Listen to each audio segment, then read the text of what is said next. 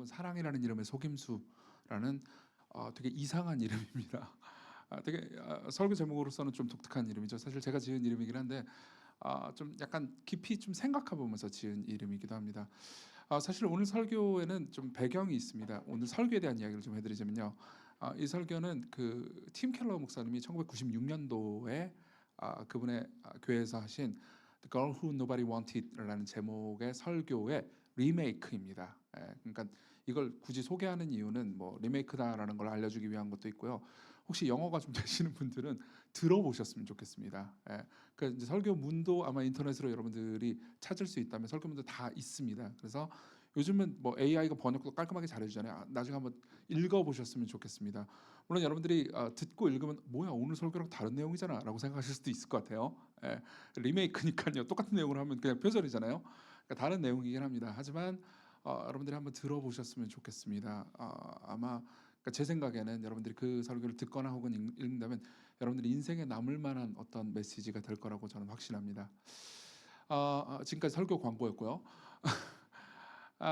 오늘 그러니까 저는 본문을 근거로 해서 사랑에 관한 이야기를 좀 할 겁니다. 성경은 제가 알고 있는 모든 글 혹은 드라마 혹은 뭐 그 대화 가운데서요 사랑이라는 주제에 대해서 가장 지극히 현실적인 책입니다. 그러니까 우리가 보통 사랑에 대해서 여러분들이 뭘로 제일 많이 접하죠? 글을 읽는 분들, 뭐 소설이나 시나 아니면 다른 에세이 같은 것들을 주로 읽는 분들은 사랑에 관해서 여러분들은 그런 것들 글을 통해서 많이 접하실 겁니다. 그리고 더 많은 사람들은 음악을 통해서 접하죠, 그렇죠? 그리고 그보다 훨씬 더 많은 경우에는 경험을 통해서 사랑에 대해서 접합니다. 그리고 보통 여러분들이 느낀 경험들 있잖아요. 사랑에 대한 경험들, 뭐 부모님으로부터 받은 사랑이라든가, 혹은 뭐 친구들끼리 나누는 사랑, 혹은 로맨스. 여기에서도 아마 로맨스가 있겠죠? 없나요? 약간 슬프네요, 여러분들 표정이. 예.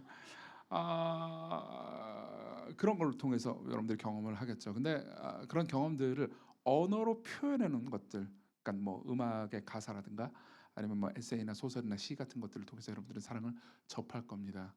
근데 그렇게 사랑을 접할 때 보통 사랑은 로맨틱하게 그려집니다. 그러니까 사랑을 하는 사람은 행복하고, 그리고 사랑하지 않는 사람들은 뭔가 외롭고 불행하고 뭐 약간 이런 느낌인 거죠.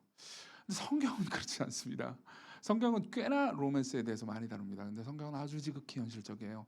성경은요, 사랑하는 사람이 느끼는 행복에 대해서도 솔직하지만 사랑하는 사람들이 겪는 고통에 대해서도, 그러니까 상상을 초월할 정도로 솔직합니다. 그리고 제가 알기로는 우리가 읽은 이 본문의 내용이야말로 그러니까 사랑을 하는 사람이 겪는 고통에 대해서 가장 솔직하고 적나라하게 그려낸 본문입니다. 저는 본문을 31절부터 35절까지만 읽긴 했지만은 어, 사실은 창세기 29장 전체의 이야기를 다 다룰 겁니다. 그래서 성경을 가지고 계신 분들은 성경을 보아가면서 들으셔도 좋고요. 그리고 제가 뭐 같이 읽자고 안 할 겁니다. 제가 계속해서 인용해가면서 여러분들에게 이야기를 할 거예요.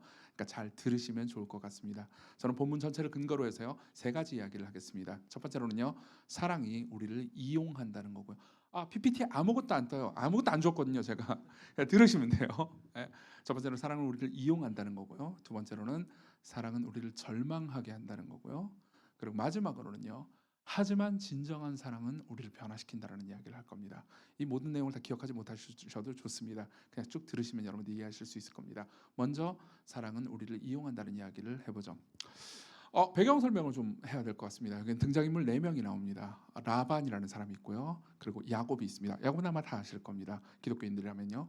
그리고 라반의 딸 2명이 있습니다. 첫째 이름은 레아고요. 그리고 두 번째 이름은 라헬입니다. 그리고 이 둘은 이제 당연히 자매죠.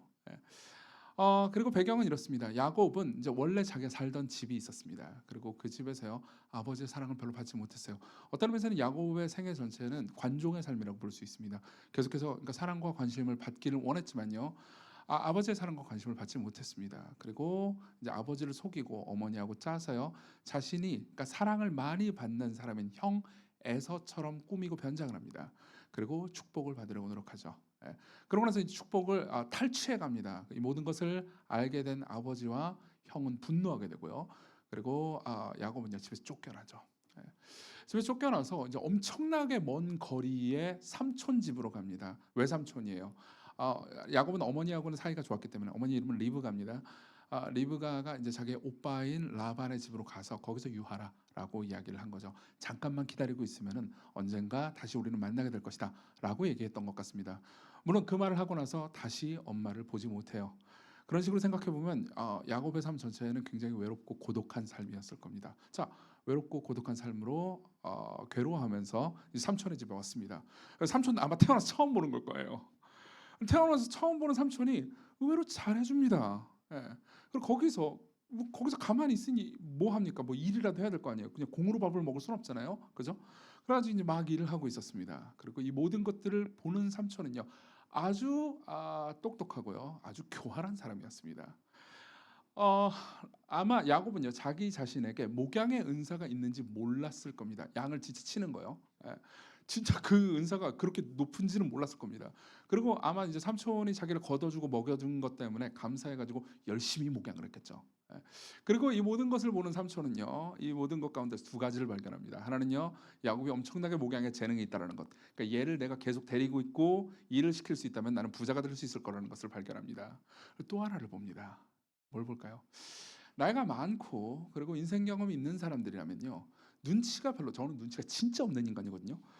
눈치가 진짜 없다 하더라도 먼 발치에서 보더라도 누가 누구를 좋아하는지 알 수 있습니다. 저희 교회 소개를 잠깐 하자면요, 저희 교회는 청년들이 정말 많습니다. 그러니까 실제로 저희 교회 이제 전체 인원이 한 1,000명 정도 되는데 그 중에서 청년부가 600에서 700명 정도 되니까는 청년부로만 치면은 거의 대형 교회죠. 그리고 실제로 이제 초기부터 청년들이 많았기 때문에 저는 청년들하고 많은 시간을 보낼 수 있었습니다. 근데 제가 진짜 눈치가 없는 인간이거든요. 그러니까 누가 누구랑 사귄다는 걸 제일 늦게 아는 인간이었어요. 근데 이것도 제가 2011년도에 교회를 개척했거든요. 그러니까 14년이 됐어요. 교회를 섬긴 지 14년 짬이 쌓이니까는 이게 되게 독특하더라고요. 좋아하는 사람 옆으로 가더라고요. 되게 신기해요. 그래서 먼 발치에 보면 누가 누구를 좋아하는지 알 수 있습니다. 아마 라반도 그랬겠죠. 예. 라반은 확인했을 겁니다. 야곱이 계속해서 자신의 둘째 딸인 라헬 곁으로 가는 걸요. 라헬에게 완전히 빠져버렸습니다. 실제로 29장 본문의 17절에 보면요, 이런 표현이 있습니다. 제가 읽어드리죠. 레아는 시력이 약하고 라헬은 곱고 아리따우니 야곱이 라헬을 더 사랑함으로, 이런 표현이 있습니다. 여기 보면 라헬이 곱고 아리따다라는 표현이 있죠. 근데 이 표현을 히브리어로 보잖아요. 그러면 이건 저자가 라헬에 대해서 객관적으로 묘사한 본문이 아닙니다. 히브리어로 보잖아요. 그러면 야곱의 시선에서 라헬을 볼 때 곱고 아리따다라고 쓴 표현입니다. 그러니까 우리나라 말로 번역이 좀 아쉽게 됐어요. 근데 한국어 번역이 좀 아쉬운 것 중에 또 하나는 성적인 뉘앙스가 있는 단어와 표현인데도 불구하고 너무 점잖게 번역을 한 거예요. 실제로 이 표현은 성적인 뉘앙스가 있는 표현입니다. 그러니까 야곱은요, 라헬의 외모를 보고 한 번에 반했을 뿐만 아니라 마음의 정욕이 이렇습니다. 아직 결혼도 안 했고요. 그리고 한 번도 성관계를 가져보지 못했을 겁니다. 얼마나 그러니까 차올랐겠습니까? 근데 정말 예쁜 여자가 있는 거예요. 완전히 한눈에 반해버렸고요. 라반은 그 모든 것을 보면서 이용해 먹을 생각을 했습니다. 그리고 묻죠. 야, 네가 지금 여기서 일을 하고 있는데 내가 월급을 아직 한 번도 준 적이 없거든. 그렇죠? 이미 한 달이 지났는데 월급은 준 적이 없습니다. 근데 어떻게 월급도 안 주고 일을 시키겠니? 넌 뭘 원하니? 라고 묻습니다. 물론 라반 입장에서는 얘가 뭘 원하는지 알고 있어요. 예. 그리고 나서 대화를 하면서 라헬을 원한다라는 것이 이제 서로 소통이 되죠. 그러고 나서 말합니다. 7년 동안 일을 하라고요. 우리는 이 7년 동안 일을 한다는 것이 어떤 의미인지, 그러니까 고대 근동의 문화와 사회를 잘 모르기 때문에 그러니까 딱 봐가지고는 알 수가 없습니다. 고대 사회에서 결혼을 하기 위해서는 남자 쪽에서 신부를 사가는 지참금이 필요했습니다. 그리고 이 이야기를 들으면 여러분들이 놀랄지도 모르겠는데요, 지참금의 액수는요, 뭘로 인해서 결정됐냐면은 여성의 외모에 따라서 결정됐습니다. 여러분들 입장에서 놀랄 수 있습니다. 그럼 이쁘면 돈을 더 많이 냈다고요? 예, 예전엔 그랬어요. 여러분들 중에서 이 이야기를 듣고 나서 고대 사회는 정말 미개하군요. 여자를 외모로만 평가하면서 그것도 돈으로 매기다니. 지금 그런 시대를 살고 있지 않아서 너무 다행이에요. 라고 생각하는 사람들이 있습니까?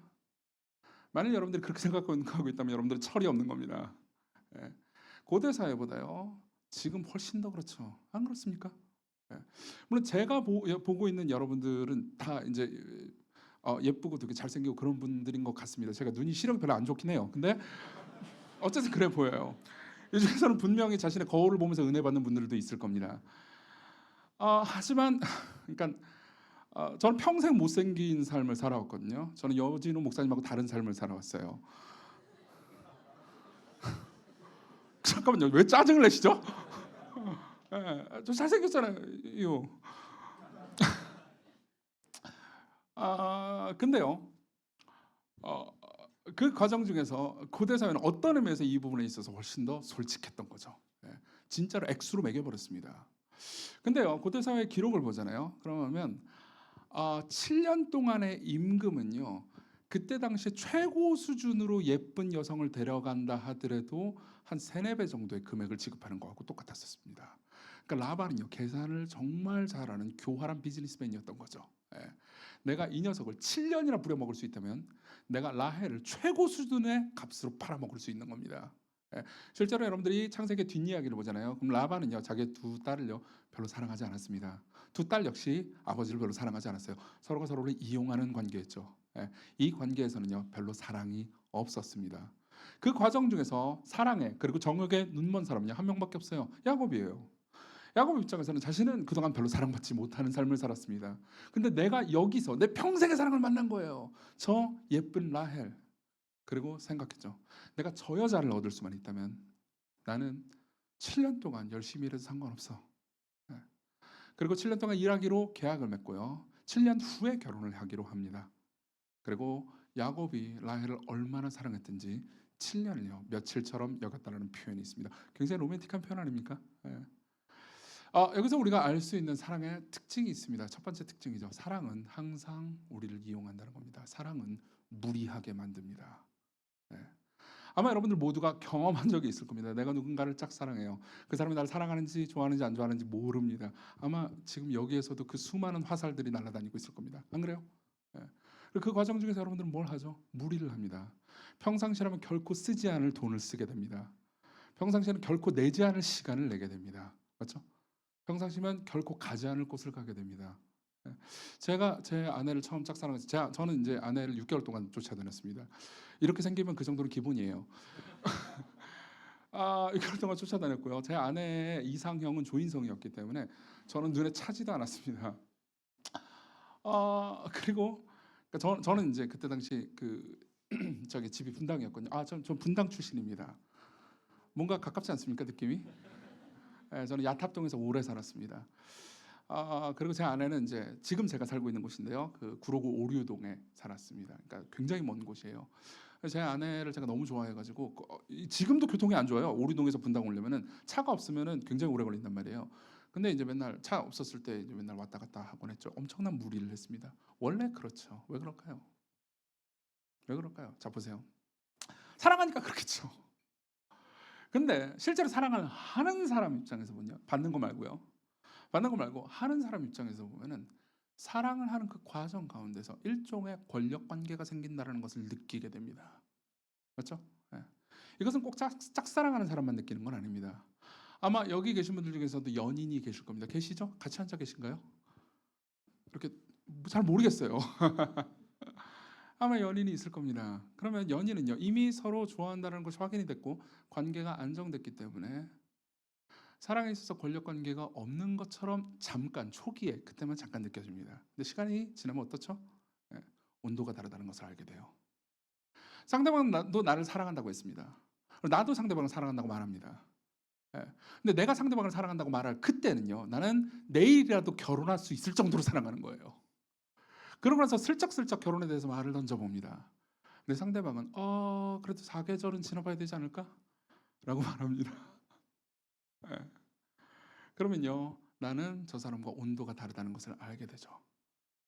그리고 저 사람은 그러니까 이 관계 안에서요. 물론 그렇게 상대방이 말해주진 않아요, 나한테. 그렇지만 이 관계 안에서요.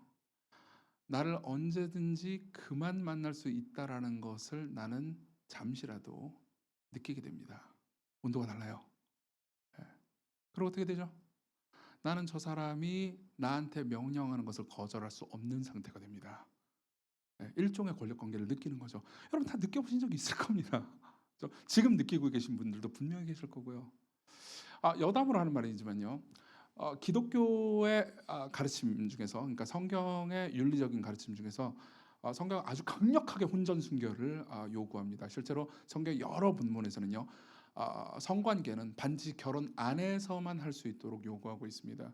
실제로 많은 청년들은 우리 교회 청년들도 그런 얘기들을 많이 하는데요. 이런 이야기들을 하잖아요. 그러면은 그러니까 성경이 너무 지나치게 우리의 쾌락을 억누르고 있고 성경은 우리를 고통스럽게 하는 책이다라고 생각을 합니다. 근데 그렇지 않다는 것을 여러 가지로 입증할 수 있습니다. 근데 지금 오늘 주제가 그건 아니니까 한 가지만 이야기를 하도록 하겠습니다. 왜 성경이요? 그러니까 서로 죽는 날까지 사랑하겠다라는 약속을 모든 사람 앞에서 공포하고 그 다음 결혼으로 들어간 사람에게만 성관계를 허락할까요? 수많은 이유들이 있지만요. 그 중에 하나는요. 그 결혼 바깥에서 성관계를 하잖아요. 그럼 거기에는 일종의 착취가 발생하기 때문입니다.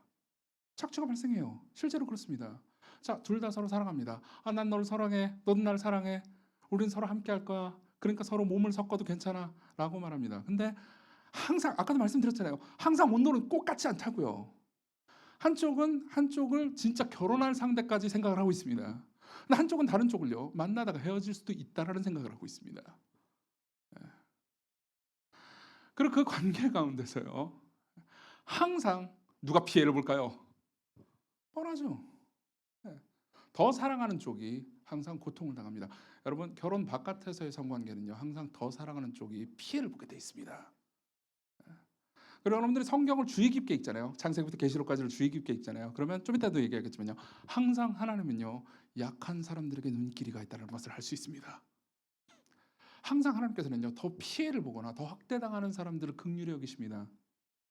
그리고 사랑이야말로 그리고 성관계야말로 얼마든지 더 사랑하는 사람이 엄청난 피해를 보면서 덜 사랑하는 사람에게 이용당할 수 있는 주제라는 것을 하나님께서는 알고 계십니다. 맞죠? 하나님께서는요. 더 약한 사람들이 고통을 당하기를 원치 않아요. 실제로 정말 많은 사람들이 저한테 그 이야기를 해주었습니다. 시공교회를 다니는 사람 중에서요. 그러니까 이런 친구가 있었어요.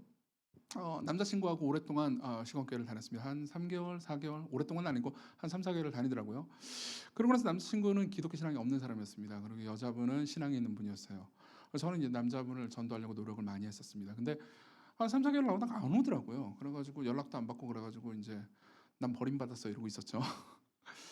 근데 한 6개월이 지나고 나서 남자는 없고 여자분 혼자만 다시 시건교로 온 거예요. 그래서 저는 반가웠지만 어쨌든 간에 어떻게 됐는지 물어봤습니다. 근데 이제 헤어졌다고 하더라고요. 그러고 나서 이제 나중에 따로 만나자고 그분이 얘기를 하시는 거예요. 이제 상담할 게 있다고. 그래서 이야기를 좀 깊이 할 수 있었습니다. 그 둘은 동거하고 있었고요. 그리고 어쨌든 뭐 이제 한쪽 둘 다 사랑하니까 동거한다고 했겠죠, 그죠? 그러다가 이제 이런 형국이 된 거예요. 여자 쪽이 남자를 더 사랑합니다. 그리고 둘은 결혼하고 싶었어요. 특히 여자는 결혼하고 싶었습니다. 남자는요, 그러니까 거기까지는 아니었어요.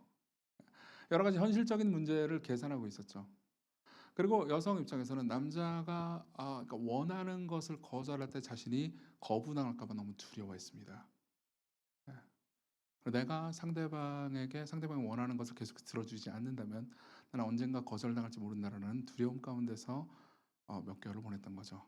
그 과정 중에서 교회를 같이 왔는데 이제 설교를 듣다 보면 꼭 주제가 성이 아니라 하더라도 설교를 듣다 보면 양심에 찔림이 생길 수 있잖아요. 그렇죠? 그러니까 그 과정에서 갈등하고 있었고요. 결국은 버림받은 거죠. 근데 그 여자분이 저한테 해줬던 이야기가 저한테는 되게 충격적이었습니다. 긴 기간 동안 2년 동안 동거를 했대요. 2년 동안 동거를 하면서 자기는요 매일매일 시험을 보는 것 같았다고요. 상대방의 마음에 충분히 들지 않으면 언제든지 나는 버림받을지도 모른다라는 두려움 가운데서요. 매일매일 나는 시험 보는 것 같았고 그리고 매일매일 나는 나 자신을 상대방에게 마케팅했어야 했습니다. 여러분들은 어떻게 생각하십니까? 사랑은 항상 이런 학대를 일으킵니다. 여러분들의 삶을 한번 돌아보십시오. 여러분들이 꼭 이 상황에 해당하지 않을 수 있습니다. 그렇지만 여러분들의 삶을 돌아볼 때 여러분들의 삶에서 가장 큰 상처를 한번 생각해 보십시오. 그 상처를 생각해보면 항상 사랑이 엮여 있지 않습니까? 여러분들 중에서는 부모님과의 관계에서 큰 상처가 있는 사람들도 있을 겁니다. 왜 그런 상처가 있는 거죠? 생각해보세요. 부모님이야말로 나를 가장 사랑해야 되는 대상이라고 생각하지 않나요? 근데 내가 충분히 사랑받지 못했습니다. 부모님은 나를 늘 조건적으로 대했어요. 그럼 나는 상처가 있죠. 예. 그건 연인도 마찬가지고 형제자매도 마찬가지고요. 어, 저로 말할 것 같으면요. 시광교회가 그런 적도 있습니다. 시광교회가요. 먼저 말씀드리자면 저는 시광교회를 정말 사랑합니다. 예. 시광교회는 단순히 그러니까 제가 목사로 섬기는 교회 정도가 아니에요. 우리 교회입니다. 내 교회. 내가 정말 사랑하는 교회라고요. 예. 제가 개척했고 그리고 개척해서 목사로 섬기고 있는 그런 측면도 있지만요. 진짜로 내 가족이에요. 근데도 불구하고 항상 이런 일은 늘 있어왔습니다. 제가 시간교를 얼마나 사랑했을까요? 정말 많이 사랑했습니다. 지금도 그렇고요. 그러나 온도는 늘 맞지 않았어요. 늘 맞지 않았습니다. 제가 사랑하는 만큼 사람들도 저를 사랑해 주지는 않았습니다. 어떻게 보면 당연한 거죠. 예. 사실 이런 거를 강단에서 말한다는 것도 어떤 면에서는 징징거리는 겁니다. 예. 그렇지만 그게 제게 상처가 됐겠습니까? 안 됐겠습니까? 당연히 됐죠. 예. 오늘의 주제가 로맨스긴 한데 사랑 혹은 로맨스긴 한데 여러분들 중에서는 분명히 이런 분들도 있을 겁니다. 사랑, 로맨스 이건 난 관심 없어라고 생각하는 분들도 있을 겁니다. 그런 분들이라 하더라도요. 그러니까 이성과의 로맨스에 관심이 없다 하더라도 여러분들은 무언가를 강렬하게 사랑하고 있을 겁니다. 여러분들의 커리어일 수도 있습니다. 여러분들의 성적일 수도 있죠. 자, 그러면 커리어를 위해서 혹은 성적을 위해서 노력하는 여러분들의 열정과 사랑만큼 세상이 만만하던가요? 그 사랑의 온도가 늘 같았나요? 아니요, 그렇지 않았을 겁니다. 그럼 어떻게 되죠? 저는 시간교회를 위해서 무리했습니다. 진짜예요. 건강을 상해가면서까지 사역을 했습니다. 그리고 고통스러워했습니다. 때로는 배신당한 느낌을 가지기도 했습니다. 그 시간교회가 싫다는 의미는 아닙니다. 정말 사랑해요. 그럼에도 불구하고 제가 시간교회를 가장 사랑할 때 저는 항상 이용당하는 느낌을 가졌습니다. 여러분들 모두 마찬가지일 겁니다. 그게 연인 간의 사랑이든 혹은 누군가 내가 짝사랑한 사람이 있든 간에 또는 여러분들이 커리어나 학업적 성취를 추구하는 간에 여러분들은 무언가를 계속해서 사랑하고 있고요. 그리고 그 과정 중에서 여러분들은 반드시 무리하게 됩니다.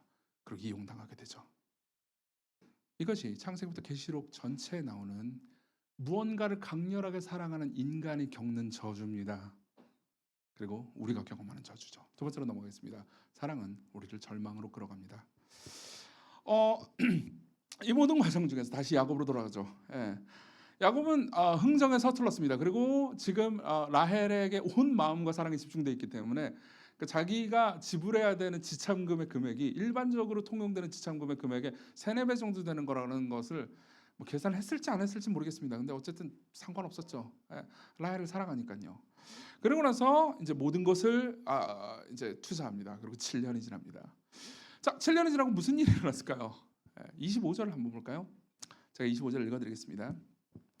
24절부터 읽어드리죠. 라반이 또 그의 여종 실바를 그의 딸 레아에게 시녀를 주었더라. 야곱이 아침에 보니 레아라. 라반에게 이르되 외삼촌이 어찌하여 내게 이같이 행하셨나이까? 내가 라헬을 위하여 외삼촌을 섬기지 아니하였나이까? 외삼촌이 나를 속이시면 어찌 됨이니까? 아마 이 이야기를 읽어보신 분들은 스토리를 아실 겁니다. 아까 말씀드렸듯이 라반에게는요 딸이 하나 더 있었습니다. 첫 번째 딸이었죠. 그리고 첫 번째 딸의 이름은 레아였습니다. 레아는 좀 이따 얘기하겠지만요 그렇게 예쁜 사람이 아니었습니다. 그리고 라반은 생각하죠.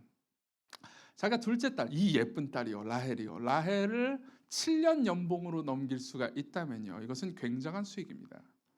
근데 자기가 생각해도 레아는 그다지 이쁘지 않아요. 근데 이 레아마저도 7년 연봉으로 넘길 수 있다면 나는 엄청난 돈을 버는 겁니다. 그렇죠? 예. 야곱은 어떤 사람도 사랑하거나 섬기지 않습니다. 죄송해요. 라반은요. 예. 라반은 어떤 사람이든 이용합니다. 심지어 자기 딸마저도요. 근데 자기의 둘째 딸뿐만 아니라 첫째 딸도 이용해 먹을 수 있는 거예요. 이 첫째 딸도 7년 정도, 제가 그렇게 생각한다는 게 아니고 라반이 그렇게 생각한다고요. 7년 정도로 팔아넘길 수 있어요. 그럼 얼마나 좋은 일입니까? 라반 입장에서요. 예. 그래서 작전을 짭니다. 레아를 불러요. 레아야, 오늘 결혼식이다. 야곱의 텐트로 들어가라. 오늘 제 결혼식이 아니고 동생 결혼식인데요. 아니, 네가 들어가라. 예. 그리고 결혼식 날은 보통 잔치가 열렸죠. 예. 중동에서의 결혼식은 하루 종일 잔치를 벌입니다. 그리고 잔치에서 절대 빠지지 않는 게 있죠. 술입니다. 술을 진탕 마셨을 거고요. 그리고 야곱은 꿈에 부풀었겠죠. 예. 드디어 내가 7년 동안 사모했던 그녀를 내가 품에 안을 수 있습니다. 그러고 나서 7년 동안 바랬던 그녀를 가지기 전에 술에 진탕 취해가지고 꽐라가 됐고요. 밤이 됐고요. 텐트는 어둡습니다. 그러고 나서 어떤 여성과 관계를 맺죠. 그러고 나서 어떻게 됐죠? 아침에 일어나니까, 즉 현실의 시간으로 가니까 레아입니다. 레아예요. 예. 이거는 우리가 단순히 한 명의 남자가 그러니까 삼촌에게 속은 거다라고만 해석할 수도 있습니다. 하지만 이 본문을 연구하는 신학자들은 그렇게 단순하게 해석하지 않습니다. 데렉 키드너라는 신학자가 있습니다. 이 사람은 음악가 시인이기도 했고요. 그리고 구약학에 대해서 정통한 주석가이기도 합니다. 이 사람은 창세기 전체에 대한 아주 좋은 주석을 썼습니다. 그리고 데렉 키드너는 이렇게 얘기합니다. 이 본문, 그러니까 아침에 일어나서 보니 레아라라는 이 본문 있잖아요. 이 본문은 절대로 단순한 하나의 이야기로 보면 안 되고 창세기 전체 가운데서 이 본문의 의미를 봐야 된다는 겁니다. 창세기 전체의 가장 큰 주제는 인간이 하나님을 떠났을 때 하나님 말고 다른 어떤 것이든 애정과 사랑을 가졌을 때 그들이 실망하는 이야기의 반복이라고 말합니다. 실제로 여러분들이 이 주제를 가지고 창세기를 다시 읽잖아요. 그럼 계속해서 실망하는 사람들을 보게 됩니다. 그러면서 보니 레아라, 아침에 보니 레아라라는 본문에 대해서 이런 주석을 곁들입니다. 들어보십시오. 보니 레아라라고 한 이 말은 에덴 이후로 인간이 경험해왔던 환멸의 축소판이었다. 무슨 말입니까? 야곱은요, 라헬을 얻을 수만 있다면 자신이 행복할 수 있을 거라고 생각했던 것 같습니다. 라헬을 얻었다고 생각했습니다. 근데 본인이 레아예요. 물론 여러분들이 이렇게 말할 수도 있을 겁니다. 레아니까 그렇겠죠. 라헬을 얻으면은, 그러니까 첫날 밤에 만났던 그녀가 라헬이었으면 행복했을 겁니다. 맞아요. 그날은 행복했겠죠. 그날은요. 네. 하지만 여러분들이 창세기를 그 뒤도 읽잖아요. 그러면요, 야곱은 죽는 날까지 라헬의 사랑을 받지 못합니다. 예. 나중에 라헬의 인생만 계속해서 연구를 하잖아요. 라헬은요, 끝까지 자기중심적이고 이기적으로 걷다는 것을 알게 됩니다. 라헬은 아주 정치적이고 정략적으로 행동했습니다. 그리고 시간이 지나고 나서 야곱이 되게 부자가 되거든요. 그리고 그 부자가 되는 가운데서 그 가족 내에서 자신의 정치적 권력을 가지기 위해서 엄청나게 노력하는 라헬을 보게 됩니다. 라헬은 끝까지 야곱을 사랑하지 않았어요. 야곱은 아마 죽는 날까지 라헬을 모르겠습니다. 사랑했을 수도 있고 사랑하지 않았을 수도 있었습니다. 근데 야곱이 원했던 사랑을 받고 싶었던 만큼의 사랑을요, 라헬로부터 받을 수는 없었습니다. 이게 환멸이죠. 이것은 사실 모든 사람들이 겪는 일이기도 합니다. 실제로 사람들이 결혼을 싫어하는 이유도 바로 이와 같습니다. 여러분들 중에서는 진짜 난 빨리 결혼하고 싶어, 나는 좋은 사람 만나고 싶어, 좋은 신부 혹은 신랑을 만나고 싶어 이렇게 생각하는 분들도 분명히 있을 겁니다. 근데 모르겠어요. 여기는 결혼하신 분들하고의 관계 혹은 뭐 작년부 성도들하고의 교제가 얼만큼 있는지 모르겠습니다. 여러분들이 결혼을 한 지 한 뭐 5년 차 혹은 10년 차 된 여러분들의 선배나 이런 사람들을 보게 되잖아요. 그럼 종종 여러분들한테 이런 이야기를 해줄 겁니다. 결혼 좋긴 좋지, 근데 결혼하면 힘들다라는 얘기를 다 해줄 거예요. 결혼 안 하는 게 좋다라는 식으로 말하는 분들도 꽤 있을 겁니다. 그리고 여러분들이 침착맨이라든가 유튜브에 나중에 침착맨 결혼 한번 쳐보세요. 얼마나 결혼을 비꼬는지 여러분들은 아실 수 있을 겁니다. 침착맨이 아니고 주호민이 뭐죠? 주호민 맞죠? 몰라요. 지금 그건 중요한 게 아니에요. 여러분 유튜브를 보잖아요. 그러면 결혼에 대해서 결혼한 사람들이 바보, 멍청이, 속은 거라는 비판 혹은 비꼼 같은 것들을 계속해서 볼 수 있을 겁니다. 왜 그런 일이 일어나는 걸까요? 네. 이게 아담 이후로 모든 사람들이 겪는 문제예요. 내가 저 사람을 만나면 나는 행복할지 몰라. 그리고 만납니다. 뭐 꼭 상대방이 바람을 핀다거나 나를 두드려 팬다거나 이런 극단적인 상황이 아니라 하더라도, 그러니까 대체로 괜찮은 남자 혹은 괜찮은 여자를 만나가지고 대체로 좋은 가정을 꾸린다 하더라도요, 원래 원했던 만큼 나를 행복하게 해주지는 못합니다. 항상 늘 그래요. 근데 이건 결혼뿐만이 아닙니다. 여러분들이 무엇을 사랑하든 사랑하든 그 사랑하는 대상은 항상 여러분들을 마지막 부분에 배신합니다. 이걸 굉장히 잘 표현해주는 C.S. 루이스의 말이 있습니다. 루이스는 이렇게 얘기해줍니다. 세상에 있는 온갖 것들은 우리가 바라는 것을 주겠다고 약속하지만 결코 그 약속을 지키지는 못합니다. 처음 사랑에 빠졌거나 처음 외국을 그려볼 때, 또는 처음 흥미로운 과목을 배울 때 속에서 솟구치는 갈망은 결혼이나 여행이나 배움으로 채워질 수 없는 갈망입니다. 흔히 말하듯 그 결혼이나 휴가 여행이나 배움이 성공적이지 못할 때에만 그런 것이 아닙니다. 결혼이나 여행이나 배움이 최고의 것일 때도 그렇습니다. 그 갈망을 처음 느낀 순간에는 잡을 수 있을 것 같았는데 결국은 현실 속에서 사라져버리고 마는 무언가가 있습니다.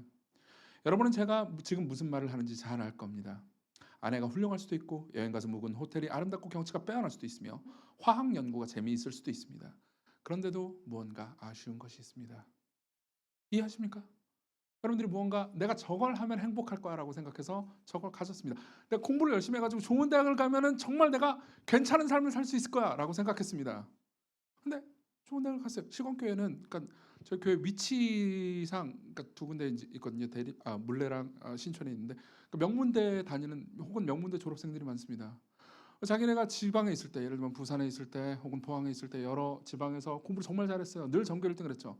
그리고 누구나 선망하는 대학으로 왔습니다. 사람들이 저 사람은 공부 잘한다고 생각하면서 대학교 1학년에 왔어요. 근데 나 말고 공부를 훨씬 더 잘하는 초천재들이 있습니다. 우리 반에요. 예. 나는 교수님의 수업을 겨우 따라가는데 교수님하고 대화를 하면서 즐기는 친구들이 있습니다. 똑같은 나인데도요. 예. 그걸 생각하죠. 내가 가지고 싶었던 그것을 가졌는데도 불구하고 나는 여전히 가지지 못했다는 걸요. 예. 성공한 사람들도 있습니다. 짐 캐리 아시죠? 엄청나게 성공한 배우자 코미디언이었죠. 이렇게 말한 적이 있습니다. 당신이 만일 성공한다면 행복할 거라고 착각하고 있다면 당신이 제발 성공하기를 바란다고요. 행복의 비결이 성공이지 않다라는 것을 알게 되기를 바란다고요. 물론 여기까지 설교를 듣는 여러분들은 이런 생각을 할 겁니다. 아, 행복의 비결이 성공이 아니라 하더라도 성공하고 싶어. 성공해가지고 그 말 한번 해보고 싶어. 예, 이해해요. 저도 똑같은 마음을 가졌으니까요. 하지만 여러분들은요, 결국 어느 지점에서는 절망을 느끼게 될 겁니다. 늘 어떤 것이든 여러분들이 집착적으로 사랑하잖아요. 그럼 여러분들은 그것을 얻을 수도 있고 얻을 수 없을 수도 있습니다. 얻을 수 없으면 절망할 겁니다. 얻을 수 있어도 절망할 겁니다. 야곱은 얻었고요. 얻었지만 절망했습니다. 결국은 라헬을 가집니다. 그렇지만 라헬로 인해서 행복하지 않았어요. 그럼 반대로 레아는 어땠을까요? 지금 우리는 계속해서 야곱의 입장에서 모든 것을 생각했는데요. 레아의 입장에서 다시 한번 생각해보죠. 이 모든 것은 정말 끔찍합니다. 일단 우리는요, 그녀가 그다지 이쁘지 않다는 것을 압니다. 근데 되게 재미있는 표현이 있습니다. 저는 이 부분이 항상 옛날부터 이상했는데요. 레아의 외모를 평가할 때 17절에 보면 이런 말씀이 있습니다. 레아는 시력이 약하고 라헬은 곱고 아리따웠다고요. 도대체 이 말이 무슨 말일까요? 라헬이 예쁘다는 것도 이해를 했습니다. 근데 라헬이 예쁘면 레아가 못생겼다 이런 식으로 표현하는 게 더 적당하지 않아요? 그렇죠? 대꾸법에 안 맞잖아요. 근데 시력이 약하다는 게 무슨 소리지 싶었습니다. 예. 저는 이 부분을 잘 몰랐는데 나중에 이제 로버트 아터라는 주석가가 이 본문에 대한 굉장히 탁월한 주석을 쓴 적이 있는데요. 그걸 읽고 이해했습니다. 저자는요, 지금 레아를 굉장히 긍휼히 여기고 있고요. 이 창세기를 쓴 모세는요, 레아를 정말 불쌍히 여기고 있고 직접적으로 못생겼다는 얘기를 하고 싶지 않아서 은유적으로 은근하게 표현하고 있다고요. 예. 이게 무슨 말인지 이해되십니까? 저는 그 모든 것을 경험으로 압니다. 예. 저는 이제 대학교 때 저랑 이제 친한 친구가 한 명 있었습니다. 그 친구 이름을 까발릴 수는 없으니 A 씨라고 하겠습니다. A 군이라고 하겠습니다. 그 친구는 굉장히 키가 크고 얼굴이 되게 잘생긴 사람이었습니다. 좀 약간 과장하자면 박보검 비슷하게 생겼습니다. 아니다, 좀 더 과장한 거예요. 그 정도까지는 아닌데 어쨌든 박보검 비스무리하게 생긴 A 씨가 있었습니다. 그 친구는 같은 교회였고요. 그리고 같이 이제 아침부터 대학교 다니면 그런 친구 있잖아요. 막 밥도 같이 먹고 막 모임도 같이 하고 막 수업도 같이 듣고 그런 친구 있잖아요. 그 친구는 저하고 그런 아주 가까운 친구였습니다. 그러다 보니까 이제 교회에 있는 모든 사람들이 그 친구 이야기를 하잖아요. 그러면 이제 제 얘기도 같이 할 수밖에 없는 그런 상황인 거죠. 근데 아까도 말씀드렸듯이 그 친구는 꽤나 잘생겼었습니다. 그러니까는 저는 그때 잘 몰랐는데 그 자매들끼리 모이면은 남자들도 그렇게 하겠지만 남성 품평회 하잖아요. 품평이라고 하면 안 되지. 뭐라고 해야 되지? 하여튼 얘기를 하잖아요. 여기 교회는 굉장히 거룩하기 때문에 안 하는군요. 하잖아요. 그 오빠 어때? 뭐 이런 식으로. 예. 그러니까 이제 아마 그 친구가 잘생겼으니까 그 친구 얘기를 많이 했겠죠. 예. A 오빠 어때? A 어때? 이런 식으로 얘기를 하잖아요. 그러면 대부분의 사람들이 이렇게 너무 잘생겼어. 너무 키 커. 너무 멋있어. 보통 이런 식으로 얘기를 합니다. 근데 아까도 말씀드렸듯이 그 친구 얘기를 하면은 자동적으로 누구 얘기가 나온다고요? 안 나올 수가 없어요. 아, 그럼 정규는? 그럼 사람들은 잠깐 생각하고 이렇게 말합니다. 아, 정규 오빠 공부 잘하지. 예. 저는 그나마 공부를 잘한다는 거예요. 공부 실제로 잘하긴 했어요. 그리고 그게 저한테 전혀 위로가 되지 않았습니다. 당연하죠. 예. 저는 그나마 뭘 잘한다는 거였지만은 레아는요, 시력이 약하다는 거였습니다. 누구도 레아를 예쁘다고 생각하지 않았어요. 그리고 그 과정 중에서요, 결혼을 합니다. 그리고 결혼 상대방은 나랑 결혼하는지 모릅니다. 레아 입장에서 한번 생각해 보세요. 신혼 첫날 밤을 보냅니다. 아침에 일어났어요. 보통 아침에 일어났을 때 남편에게 들을 걸로 기대하는 말은 뭘까요? 예, 자기 얼굴을 보면서 쓰다듬어 주면서 너랑 결혼해서 너무 다행이야. 너무 행복해. 이런 말을 기대하지 않을까요? 아침에 일어났고 자신의 남편이 자신을 보고 으아, 너 누구야? 한번 상상해 보십시오. 이 모든 과정 중에서 레아는 남편을 굉장히 사랑했던 것처럼 보입니다. 그래서 레아는요, 계속해서 남편에게 사랑을 주기를 원하죠. 다시 우리가 읽은 본문으로 돌아갑시다. 본문은 이렇게 말합니다. 31절. 31절부터 보면 이렇게 얘기합니다. 여호와께서 레아가 사랑받지 못함을 보시고 그의 태를 여셨으나 라헬은 자녀가 없었더라. 예. 그때 당시 성관계를 하는 권리는 남자에게 있지 않았습니다. 굉장히 독특한 시스템이었죠. 여성이, 그러니까 2명 이상의 부인이 있잖아요. 그럼 여성이 돌아가면서 일종의 남자는 의무적으로 성관계를 했었어야 했습니다. 그러다 보니까는요, 둘 다 성관계를 했겠죠. 하지만 라헬은 아이를 가지지 않았습니다. 근데 레아는요, 계속해서 임신을 했죠. 근데 임신을 할 때마다 레아는요, 자신이 임신한 결과로 남편이 자기를 더 사랑해 줄 거라고 기대했던 것처럼 보입니다. 왜 그러냐면 여기엔 이유가 있습니다. 고대 사회에서는요, 그러니까 아들을 낳을 수 있다는 것이 굉장한 메리트였습니다. 여성인데 내가 아들을 낳지 못한다. 그것은 사실 고대 사회에서는 거의 지금 취직을 오랫동안 못했다, 10년 이상 취직을 못했다 이런 거랑 비슷할 정도로 그러니까 사회적으로는 절망적인 상태였죠. 여성의 가치는요, 남자 아들, 즉 군사력과 노동력이 되는 아들을 얼마나 많이 낳느냐에 따라서 여성의 가치가 결정됐어요. 근데 내 동생, 이쁘긴 하지만은 애를 못 낳는 저 동생에 비해서 나는 아들을 낳았잖아요. 그죠? 그러니까 저 사람이 나를 더 사랑해 줄 거야라고 기대했던 것처럼 보입니다. 32절 이렇게 말하죠. 레아가 임신하여 아들을 낳고 그 이름을 르우벤이라 하여 이르되 여호와께서 나의 괴로움을 돌보셨으니 이제는 내 남편이 나를 사랑하리로다 하였더라. 예. 르우벤이라는 이름은요, 보다라는 뜻입니다. 그래서 생각하죠. 이제 나를 봐줄 거야. 남편은 지금까지 나를 쳐다보지도 않았어. 근데 내가 첫 번째 아들을 낳았잖아. 나를 봐줄 거야, 나를 사랑해 줄 거야라고 말하죠. 그러나 야곱은 그녀를 보지 않았습니다. 그러면서 둘째를 낳습니다. 둘째를 낳고 33절 그가 다시 임신하여 아들을 낳고 이르되 여호와께서 내가 사랑받지 못함을 들으셨으므로 내게 이 아들도 주셨도다 하고 그 이름을 시몬이라 하였으며, 시몬이라는 단어는 듣다라는 의미였고요. 그리고 생각하는 거죠. 이제 내 말을 들어줄 거야. 내가 나를 사랑해달라고 수없이 얘기했지만은 남편은 나를 외면했지. 이제 내 말을 들어줄 거야. 하지만 야곱은요, 자신의 말을 듣지 않습니다. 그리고 셋째를 낳습니다. 그가 또 임신하여 아들을 낳고 3, 4절 내가 그에게 새 아들을 낳았으니 내 남편이 지금부터 나와 연합하리로다 하고 그 이름을 레위라 했으며, 레위라는 단어는요, 연합하다라는 의미도 있고요. 그리고 학자들에 따르면요, 끌어안다, 껴안다라는 의미도 있습니다. 이젠 나를 안아주겠지.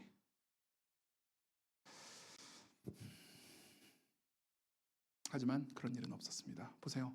여기서 절망하는 여인의 울부짖음이 들리십니까? 혹은 사랑 때문에 무리하는 사람이 보이십니까?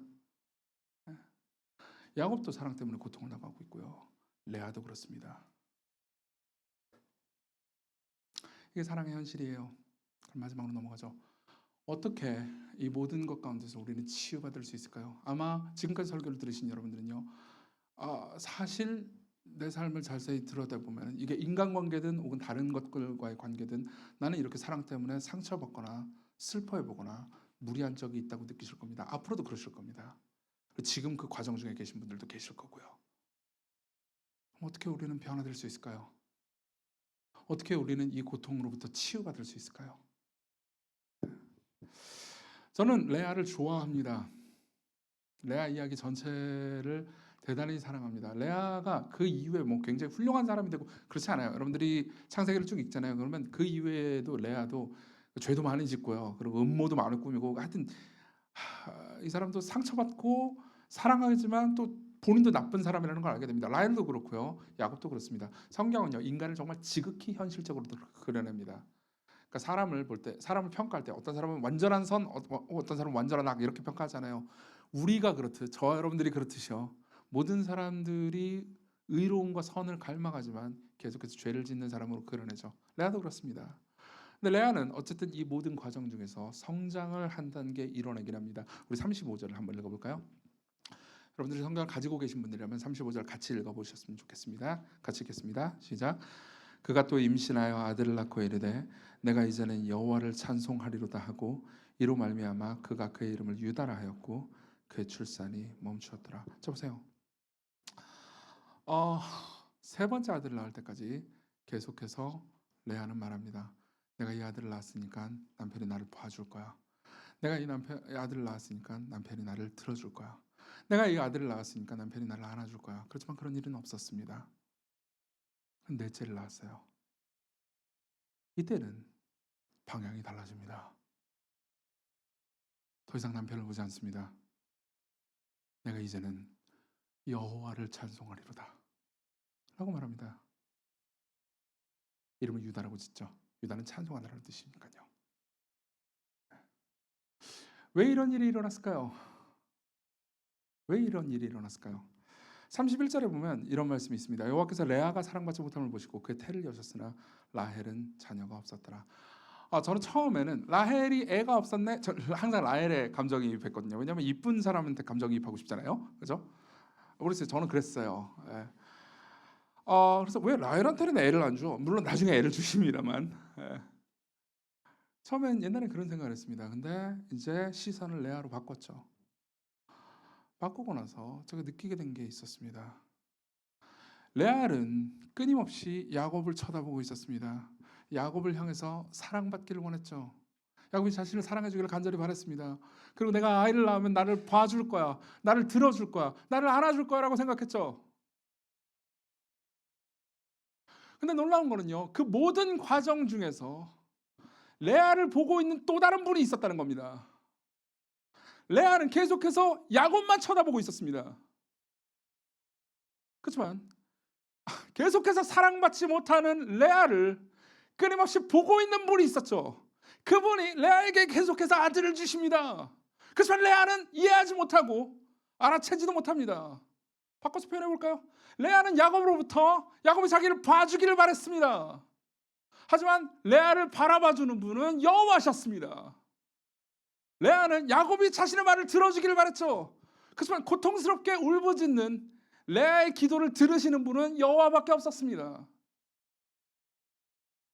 레아는 자신이 셋째 아들을 낳는다면 남편이 자기를 알아줄 거라고 생각했습니다. 그렇지만 진짜로 레아를 알아준 분은 여호와셨습니다. 셋째 아들을 낳을 때까지 레아는 이것을 알지 못했습니다. 근데 넷째를 낳을 때 그 과정 중에 어떤 일이 있었는지 성경은 자세히 설명하지 않지만 이제 드디어 레아는요 하나님을 쳐다보기 시작합니다. 여러분 성경에서 말하는 회개의 본질이 이거라는 것을 알고 계십니까? 많은 사람들은 회개를 이런 식으로만 생각합니다. 내가 죄를 짓잖아요. 그럼 하나님한테 고백을 해가지고 하나님께서 나를 두드려 패지 않도록, 나를 지옥이나 저주로 끌어가지 않도록 내가 고백을 하면 내 죄를 지우는 작업이라고 생각합니다. 아니요, 회개는 그것보다 훨씬 더 큰 의미가 있어요. 회개는 이런 의미가 있습니다. 우리는 보통 하나님을 이용의 대상으로만 봅니다. 하나님께 기도해서 내가 하나님께 기도하는 그 과정 때문에, 그 노력 때문에 하나님께서 나한테 무엇을 주시기를 바라죠. 그래서 그걸 가졌어요. 그럼 나는 더 이상 하나님이 필요 없습니다. 레아도 하나님은 그렇게 됐죠.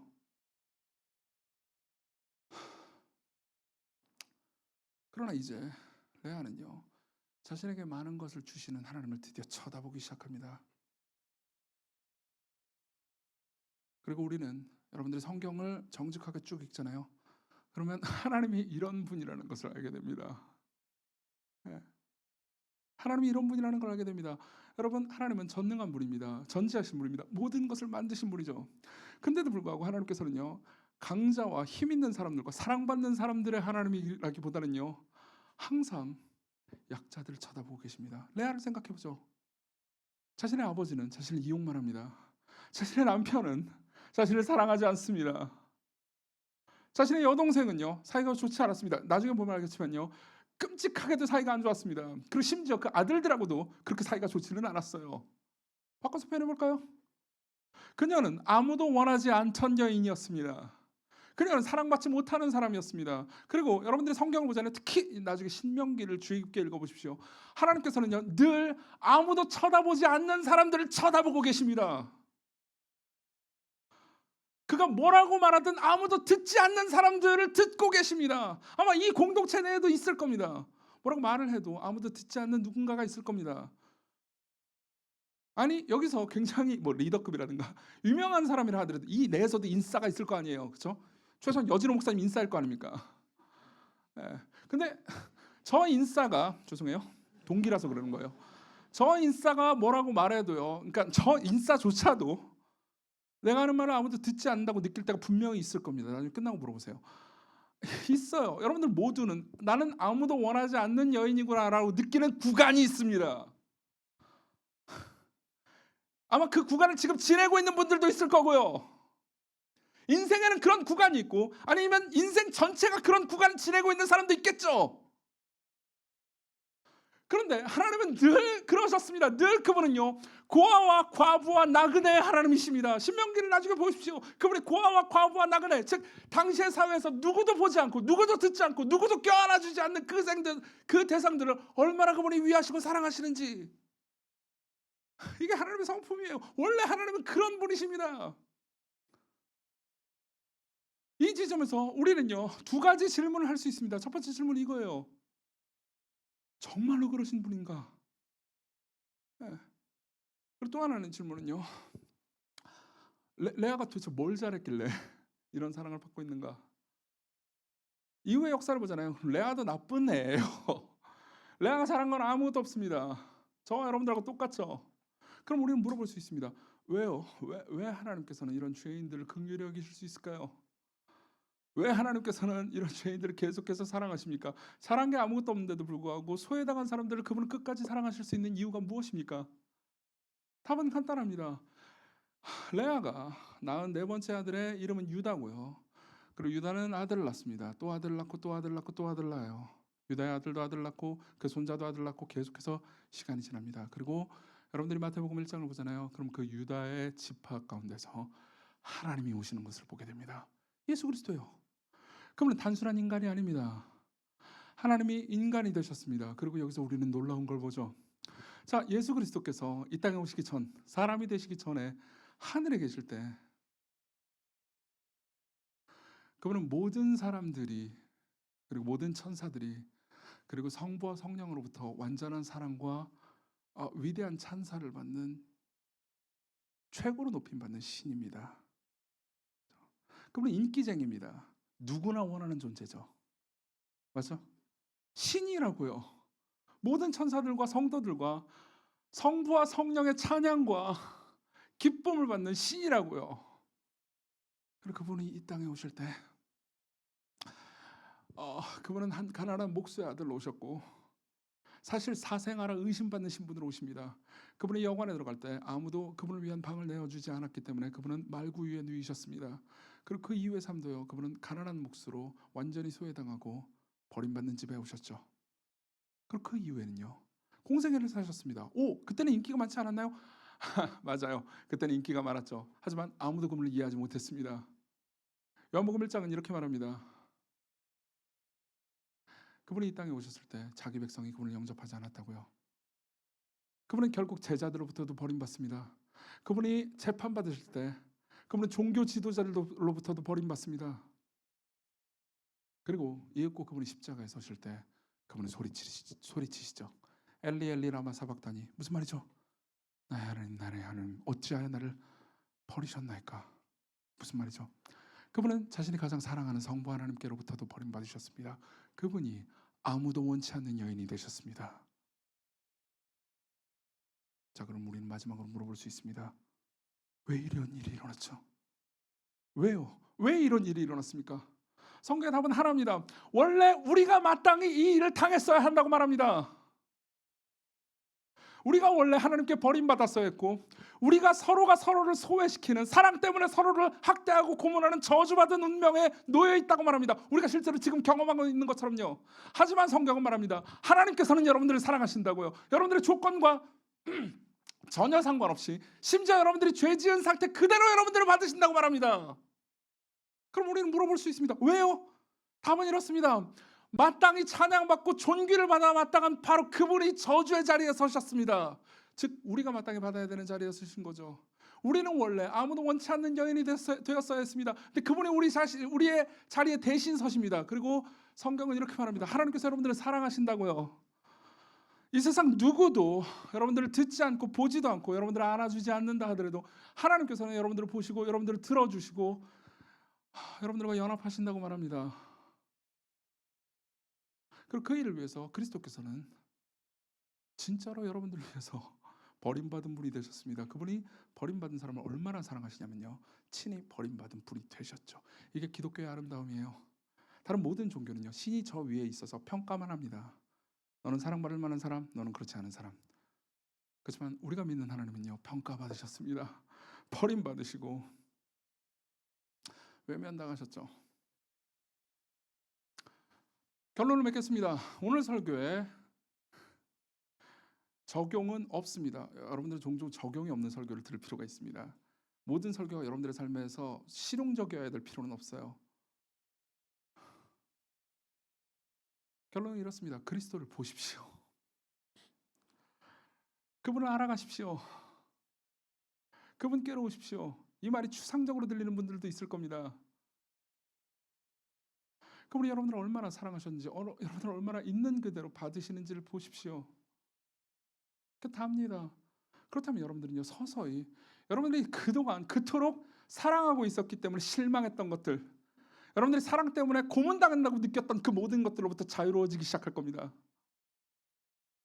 여러분들은요, 아무도 나를 알아주지 않아라는 말을 더 이상 그만하게 될 겁니다. 왜요? 전능한 분이 모든 것을 아시는 바로 그분이에요. 여러분들을 사랑하신다는 것을 다시 여러분들이 지적으로만 이해하는 게 아니고요, 더 느끼고 있으니까요. 여러분들 모두가 그렇게 되기를 간절히 바랍니다.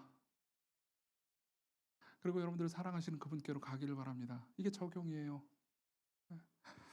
같이 우리 찬양 한 곡 부릅시다. 내 모습 이대로라.